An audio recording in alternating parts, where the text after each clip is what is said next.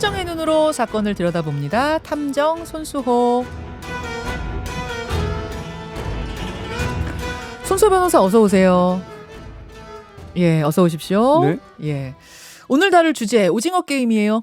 네, 뭐 정치인들 앵앵대는 소리 듣기 힘드시죠? 피로 좀 푸십시오. 오늘은 좀 쉬는 시간을 좀 준비했습니다. 오징어 게임 속 법 이야기입니다. 예, 전 세계에서 난리가 났다는 얘기는 연일 여러분 보도를 보고 계실 겁니다. 넷플릭스가 저 서비스되는 국가가 83개국이라면서요. 83개국. 예. 거기서 다 1등 했다는 게 사실입니까? 네, 역대 최고 인기 드라마가 될 것 같다는 내부 관측까지 나오고 있습니다. 와, 일단 저는 재밌게 봤거든요. 네. 손 변호사님도 보셨죠? 예, 저도 재밌게 봤고요. 다만 순수하게 즐기지는 못한 것 같아요. 워낙 법적 쟁점이 계속 나오니까 일부러 찾아본 것도 아닌데 계속 들어와요. 그래서 그 얘기를 오늘 다 할 수는 없고 제작진이 이제 스포일러가 되지 않는 한도에서 좀 같이 골랐습니다. 네, 네. 저 탐정 오늘 5년째인데 벌써 처음으로 이제 웃으면서 하는 시간이 될 것 같아요. 아, 웃으면서 할 수 있는 건 확실해요? 그렇죠. 예. 이 드라마를 안 보신 분도 저희가 상황 설명을 하면서 법 이야기를 할 거기 때문에 이제 상식선에서 들으시면 될 것 같아요. 다만 이제 스포주의 절대, 하셔야 돼요. 예. 그럴 일은 없습니다. 네. 자, 몇 가지 쟁점 짚어볼까요? 8가지 하시죠. 8가지 쟁점. 예. 바로 들어가겠습니다. 첫 번째 쟁점. 네, 신체 포기각서. 그러니까 이정재 씨가 이제 주인공이거든요. 근데 빚에 쪼들리는 상황에서 마땅한 돌파구가 보이지 않자 이 게임에 참여를 하게 돼요. 네. 예. 그러면서 그렇습니다. 오늘 스포 논란을 피하기 위해서 이제 예고편에 나온 부분 위주로 하면 될 것 같아요. 네네네. 그리고 초반에 여러 가지 상황 설명 또는 인물의 배경 이런 것들을 알려주는 부분들 위주로 좀 준비를 했는데 그러니까 이 정도는 알고 보셔도 네. 아무 상관없다 하는 것까지예요. 전혀 상관없고요. 예고편에 다 올라온 맞아요, 내용입니다. 맞아요. 네. 예. 주최 측이 게임 참가자에게 이런 얘기를 하는 게 예고편에 나와요. 네. 지금 이 자리에 계신 분들은 모두 감당할 수 없는 빚을 지고 삶의 벼랑 끝에 서 계신 분들입니다. 예, 극중의 기운의 삶 역시 고달프죠. 사채 못 갚아서 쫓겨다닙니다. 두드려 맞고 신체 포기각서에 지장도 찍어요. 신체 포기각서에 지장을 찍을 정도로 사채 빚에 시달리는 사람이에요. 그렇습니다. 한 달 후까지 갚지 못하면 뭐 끔찍합니다만 신장 하나, 안구 하나 가져가겠다.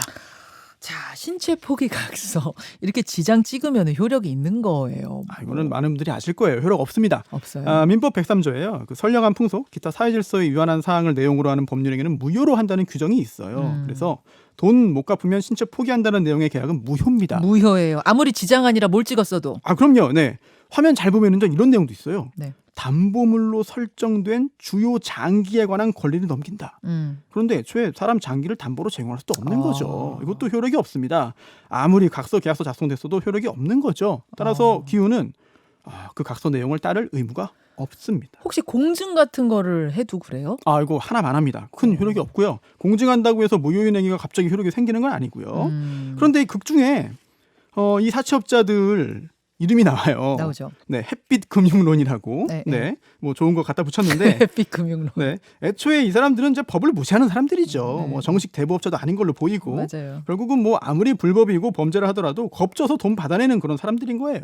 네. 그리고 돈 안 갚는다고 막 때리잖아요. 네네. 그건 당연히 그거 불법이죠. 당연하죠. 당연하죠. 예, 특히 그 채권 추심법이 있습니다. 채권의 공정한 추심에 관한 법률인데. 네. 폭행, 협박, 뭐 야간에 방문하거나 야간에 전화하거나 아니면 그 채무자 직장에다가 얘기하거나 아니면 채무자도 아닌 가족에게 대신 갚으라고 하는 것들 금지되거든요. 위반 시 처벌돼요. 근데 드라마 같은 거 보면은 가족한테 찾아가서 협박하는 건 기본으로 나오던데 그거 다 그렇죠. 불법, 처벌받는 행위. 드라마가 진행이 됩니다만 현실에서 그렇게 하면은 안 되고요. 게다가 이 극에서는요. 아예 폭행 협박해가지고 신체 포기각서를 강제로 작성하게 만들었잖아요. 네. 법적인 의무가 없는 일을 하도록 강요한 겁니다. 강요죄죠. 게다가 그냥 강요죄도 아니에요. 위험한 물건을 휴대해서 보신 분들은 아시겠지만 그걸 휴대해서 이런 강요했잖아요. 이것도 특수 강요죄가 됩니다. 이게 불법 사채잖아요. 이자 엄청 셀 것 같아요. 또 이자 제한법이 있어요. 그래서 최고 이자율을 제한하거든요. 현재는 이제 하위 법령에 따라서 연 20%인데 무슨 일이 있어도 연 20%는 넘지 못한다. 네, 그렇습니다. 이걸 넘으면 그 부분은 효력이 없는 거예요. 안 내도 돼요? 네, 그렇습니다. 게다가 이제 이자가 제한돼? 그럼 이거 비껴가야겠네라고 하면서 이 채권자들이 뭐 할인금, 뭐 수수료, 뭐 공제금, 뭐 선이자, 사례금 뭐 이렇게 이름을 붙이는 경우가 있는데 그렇다 하더라도 채권자가 받은 건 다 이자로 봅니다. 아하. 또 이 최고 이자율 초과해서 이자 받은 사람은 또 네. 1년 이하 징역 또는 1,000만 원 이하 벌금에 처하기도 하고요. 그런데 애초에 이 사람들이 법으로 움직이는 사람들 아니잖아요. 그렇죠. 드라마에서는 뭐 나중에 이 일이 기훈의 이후 결정에 또 당위성을 부여하게 되는 거죠. 자, 첫 번째 쟁점 신체 포기각서. 두 번째 법적 쟁점. 양육권입니다. 그러니까 기훈 이정재 씨가 분한 그 기훈은 그 중에서 이혼을 했어요. 네. 딸이 한 명이 있는데 전처가 양육권자가 돼서 그 아이를 기르고 있었거든요. 그렇습니다. 근데 기훈 그 어머니가 네. 이정재 씨 어머니가 기훈한테 애는 찾아야 할 것 아니냐. 법 좀 안다고 하는 총각이 그러는데 아버지가 경제력만 되면 언제든 아이를 엄마한테서 찾아올 수 있다더라. 이렇게 얘기하는 부분이 있어요. 네, 준비도 안 된 성대모사까지 다 하시고 네, 감사합니다. 그렇게 말하는데 이게 그 가능은 합니다만 사실상 어렵다고 봐야 돼요. 왜냐하면 양육자 변경 제도는 있거든요. 있어요. 이혼할 때 이미 미성년 자녀의 양육권 친권자를 정해야 됩니다. 그때 이제 자녀의 복리를 고려해서 정한 거고 이후에 바꾸는 게 쉽지 않거든요. 아, 그 다음에는 지금 양육권자보다 저 네. 이혼한 그 사람이 더 많이 벌게 됐어도. 네, 왜냐하면 대법원 판결이 나왔는데요. 경제적인 요건만 보는 게 아니라 여러 네. 사정을 종합해서 봐야 된다. 네. 자녀의 복리를 우선으로 한다라고 했는데 환경을 바꾸는 것 자체가 굉장히 이례적인 거고 특별한 일입니다. 따라서 대단히 특별한 사정이 있어야만 가능하고 여기서는 사실상 어렵다고 봐야 되고요. 돈만 번다고 해서 되는 건 아니고 그래서 결국 법 좀 안다는 동네 총각이 네. 실제로는 잘못 알고 있었거나 아니면 모친이 기훈에게 열심히 일해라. 의욕을 가지고 뭐 돈 좀 벌어라. 이런 동기부여 측면에서 그렇게 말을 했을 수도 있는 거죠. 그러네요. 세 번째 쟁점은 뭡니까? 네. 딱지치기입니다. 딱지치기 그 초반에 왜 지하철 플랫폼에서 하는 거? 그렇습니다. 이기면 이제 돈 받고 지면 뺨 맞는 이런 거죠. 맞아요. 아무리 서로 동의하고 한 거지만 이거 폭행죄 아니냐.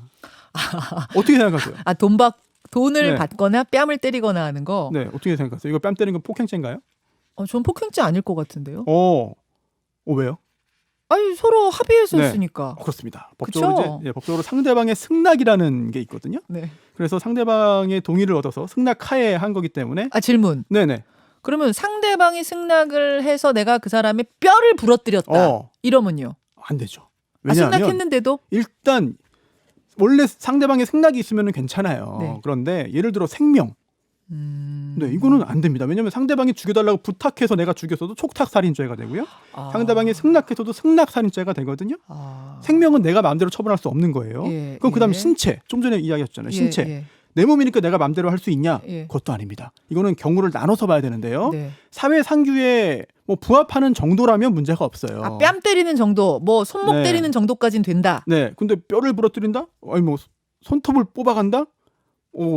손가락을 자른다? 끔찍합니다만 이런 것들 아무리 승낙을 했어도 이건 안 되는 거죠. 그렇군요. 실제로 보험 사기 공모한 사건이 있거든요. 네. A가 B를 때리고 야 우리 보험금 청구해서 나눠 갖자. 음. 이렇게 해서 승낙하에 서로 때리고 맞았습니다. 크게 다친 거죠. 이거 2008년 대법원 판결 나왔어요. 어떻게 나왔어요? 보험 사기는 보험 사기 별도로 처벌받고 예. 이거 승낙 받아가지고 서로 때린 거지만 이것도 인정 안 돼. 이것도 처벌받아야 돼. 그럼 상호간에 또 폭행죄도 상해죄로 성립이 처벌이 돼요. 받는 거죠. 그럼 지금 극 중에 뺨 때리기하고 네네. 딱지치기 요거는 그러니까 요거 이 정도면은 되는 거고. 큰 문제는 없을 것 같은데 뺨 때리기의 정도가 좀 강했거나 아니면 횟수가 훨씬 더 많았거나 이러면 또 다른 차원의 문제가 될 수 있겠죠. 알겠습니다. 지금 극 중에 초반부 상황이어서 여러분 알고 보셔도 아무 상관없는 내용만 짚고 있습니다. 네 번째로 가죠. 네. 게임 도중에 집에 가겠다는 사람 붙잡을 수 있나? 이게 예고편에도 나오더라고요. 네. 참가자는 게임을 임의로 중단할 아. 수 없다. 네, 여러 가지 성대모사를 또 오늘 해주시는데 동의서 1조였죠. 그런 내용들이 있는데 이게 또 그 후에 탈락자는 매우 심각한 상황에 처하기도 하고 네. 애초에 근데 이런 게임 자체가 불법이잖아요. 그렇죠. 아무리 동의서에 서명하고 참가했더라도 역시 무효라고 볼 수 있습니다. 따라서 귀가하지 못하게 할 권리는 없고요. 하지만 못 가게 막으면 현실에서 뭐 또 어쩔 수는 없겠죠. 다섯 번째 쟁점으로 가죠. 네, 장기 적출. 불법인가? 장기 적출. 이건 뭐 당연히 불법 아니에요? 맞습니다. 사체를 대상으로 하면 사체 손괴죄가 되겠고요. 네. 살아있는 사람으로 상대로 했다면 살인이 되는데 게다가 그 후의 행위도 별도의 범죄예요. 그래서 팔면 그렇습니다. 이 장기 등 인식에 관한 법률이 있거든요. 네. 장기 매매, 약속, 알선, 방조 다 금지하고 그렇죠. 위반 시 엄하게 처벌합니다. 맞아요. 이거 뭐 당연한 거고요. 여섯 네. 번째 쟁점으로 넘어가죠. 범죄단체 또는 조직 활동을 했다고 볼 수 있는가? 이거는 이제 보신 분들은 무슨 말인지 알아들으실 텐데 네. 그러니까 게임 관리의 말단 요원들 이 사람들까지 범죄 단체 또는 조직 활동에 가담한 걸로 볼 수 있느냐 이거죠. 네, 범죄 단체가 있고 조직이 있거든요. 범죄 단체는 공동 목적 가진 특정한 그 다수인들이 계속적으로 결합한 거예요. 최소한의 통솔 체계도 필요하고 시간적인 계속성도 필요합니다. 그 정도가 아니라면 범죄 집단으로 볼 수 있는 거죠. 이 드라마에서 과연 이들을 어떻게 볼 것인가? 이게 문제가 되는데 이와 관련해서 대법원의 판결이 좀 흥미로운 게 있습니다. 어떤 거요? 줄빠따 사건과 병풍 사건인데 줄빠따 사건? 네, 그 보스들이 조직 위계질서 지키라면서 이른바 줄빠따를 때린 적이 있어요. 아, 줄 서가지고 쭉 네. 때리는 거. 네, 그 내려가면서 때리는 거죠. 네. 입단속도 지시를 받았고, 근데 이거는 이 맞은 그 말단 조직원들의 조직 활동으로 보진 않았습니다. 이거는 조직을 지키기 위해서 한 건 아니다 이거죠. 그리고 또 병풍, 뭐 결혼식장, 장례식장 앞에 쭉 줄 서가지고 인사하는 거 있잖아요. 세과시하는 네. 거.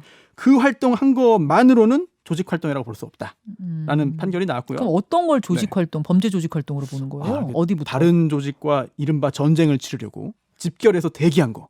실제로 싸우지 않았어도 그렇게 대기한 거는 이 범죄 조직, 범죄 단체 활동으로 본 적이 있습니다. 결국 뭐 물론 대법원 판례에 따르면 조직을 하고 가입을 하고 활동한 게 다 포괄일체 관계이긴 하지만 극 중에서는 어떻게 됐는지 한번 좀 직접 보시면 될 것 같습니다. 네, 마지막으로 왔네요. 네. 상금과 세금입니다. 그 예고편에도 나오듯이 상금이 무려 456억 원이에요. 네. 저는 궁금한 게 이거 우승자가 받으면은 네. 이거 뭐 세금 내나? 내야죠. 이거 내요? 내야 됩니다. 네. 이게 소득세법상의 소득이 뭐 종합소득, 퇴직소득, 양도소득이 있고 종합소득에는 이자, 배당, 사업근로, 연금, 기타 소득이 있는데 상금은 기타 소득이거든요. 여기에는 뭐 현상금, 포상금, 복권 당첨금, 뭐 경마, 환급금, 뭐 원고료, 인세, 종교인 소득, 뇌물도 속해요. 네. 뇌물도 세금을 낸다고요? 네, 소득세 대상이거든요. 2019년에 총 810건, 합계 729억 원에 대해서 소득세 228억 원이 부과된 적이 있습니다. 뇌물에 대해서요? 네, 뭐 배임 수재, 알선 수재 받은 것도 기타 소득이고요. 그래요. 불법 정치 자금은 또 증여세도 내야 돼요. 네, 뭐 다 몰수되거나 추징되면은 세금 안 내야 된다는 판결이 나오긴 했습니다만요. 신기하네요. 그 오징어 게임은 물론 이제 은밀하게 이루어지는 게임이니까 세금을 안 내도 되겠지만 만약 합법적으로 낸다면 얼마쯤 내야 돼요? 네, 일단 국가나 지자체 상금이나 부상은 비과세인데요. 이거는 민간 주체니까 네, 세금을 내야 되는데 세율이 중요하겠죠. 일반적인 기타 소득이기 때문에 일단 22%입니다. 22%. 네, 그런데 이걸 22% 곱해서 다 내는 건 아니고 필요 경비를 뺀 다음에 곱하거든요. 근데 뭐 노래나 춤 오디션 많잖아요. 네. 이렇게 여러 사람이 순위 경쟁하는 대회 입상자 상금의 필요 경비율이 80%예요. 네. 그래서 그래서 456억에서 80%를 경비로 빼고 그 나머지 20% 남은 거에 22%를 곱하는 겁니다. 계산이 어떻게 되는 네, 거예요? 그러면은 일단 456억 원의 20%는 90억 원 대략. 예. 여기에 22%니까 약 20억 원 정도 내야죠. 여기까지. 재밌었어요. 오징어 게임의 법적 쟁점들 오늘 짚어봤습니다. 손소 변호사 수고하셨습니다. 김현정의 뉴스쇼는 청취자 여러분의 참여로 이루어집니다. 트위터, 페이스북, 레인보우 게시판, 그리고 단문 50원, 장문 100원의 유료 문자 샵 1212, 우물정 1212 통해 참여하실 수 있습니다. 김현정의 뉴스쇼 여러분과 함께 만듭니다.